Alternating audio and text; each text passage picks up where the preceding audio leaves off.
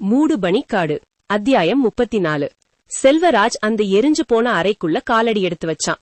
அந்த புகையோட வாடை இன்னும் அவன் மூக்க தொலைச்சிச்சு. செவுத்தெல்லாம் கருகி மேற்கூரை உடைஞ்சு போய் பார்க்கவே பயங்கரமா இருந்துச்சு. அங்க வேலை செஞ்சிட்டு இருந்த ஆட்களுக்கு அகிலா வேலை சொல்லிட்டு இருந்தாங்க. அவங்க முகத்துல அவ்வளவு சோர்வு.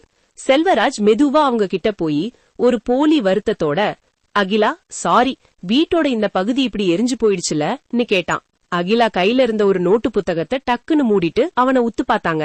அவங்க கண்ல ஒரு அக்னி தெரிஞ்சது. 3 உயிர் போயிருக்கு செல்வா, நீங்க என்னடானா வீட்டை பத்தி பேசிட்டு இருக்கீங்கன்னு மெதுவா ஆனா அழுத்தமா கேட்டாங்க. செல்வராஜ் ஒரு நிமிஷம் நெளிஞ்சான். அப்புறம் ஒரு அலட்சியமான சிரிப்போட, அவங்க விதி அவ்வளவுதான், அதுக்கு நாம என்ன பண்ண முடியும், இந்த வேலையை சீக்கிரம் முடிக்க சொல்லு, வீடுனா ஒரு லட்சணமா இருக்கணும்லன்னு சொல்லிட்டு அசால்ட்டா ஜன்னல் பக்கம் திரும்பினான். உங்களுக்கு இதுல வருத்தமே இல்லையா? என்னாலதான் இப்படி ஆயிடுச்சுன்னு நைட்டு முழுக்க தூங்க முடியாம நான் தவிச்சிட்டு இருக்கேன். அகிலா கையில இருந்த புத்தகத்தை டைட்டா பிடிச்சுக்கிட்டாங்க. செல்வராஜ் சலிப்போட ஒரு பெருமூச்சு விட்டுட்டு, இதுல உன் தப்ப என்ன இருக்கு, அவெல்லாம் முட்டாள்தனமா ஒரு முடிவு எடுத்திருக்கா, போறவங்க போயிட்டாங்க, நாம தான் இனி நிம்மதியா வாழணும், எல்லாத்தையும் மறந்துட்டு இனி என்ன பண்ணலான்னு யோசி. நான் அகிலா நிதானமா அவன் கிட்ட கேட்டாங்க. உங்களுக்கு என் மேல கோவமே இல்லையா செல்வா? அவன் முகத்துல ஒரு சின்ன சிரிப்பு வந்துச்சு. மோ மேல கோவப்பட என்ன இருக்கு அகிலா? நீ கேட்டுக்கிட்டே அவங்க பக்கத்துல வந்தான்.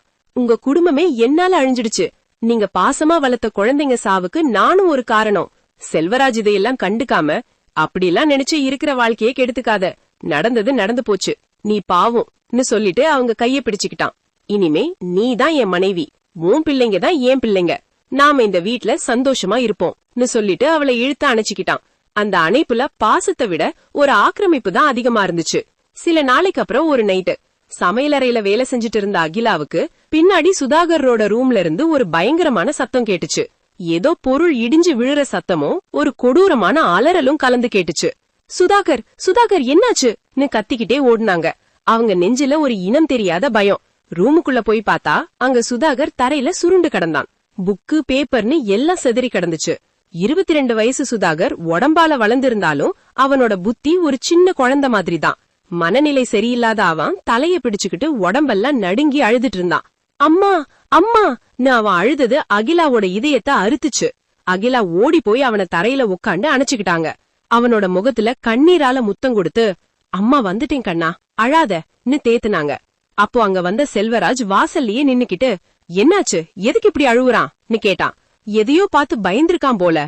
செல்வராஜ் மெதுவா அவங்க கிட்ட வந்து, ஏன் அகிலா இங்க இப்படி தனியா கஷ்டப்படுற, ஏன் வீட்டுக்கே வந்துடுன்னு சொன்னா கேட்க மாட்டேங்கிற, அதுவும் ஏன் வீடுதான் செல்வா, மறந்துட்டீங்களா, நீங்க அங்க வாடகைக்கு தான் இருக்கீங்கன்னு அகிலா சொன்னது செல்வராஜுக்கு ஒரு சம்மட்டி அடி மாதிரி விழுந்துச்சு. அவன் முகம் டக்குன்னு மாறிடுச்சு. என்ன அகிலா, பிரிச்சு பேசுறியான்னு அவன் நாடகத்தை ஆரம்பிச்சான். அகிலா பதறி போய், ஐயோ இல்ல, யதார்த்தமா சொன்னேன் நாங்க. செல்வராஜ் விடல.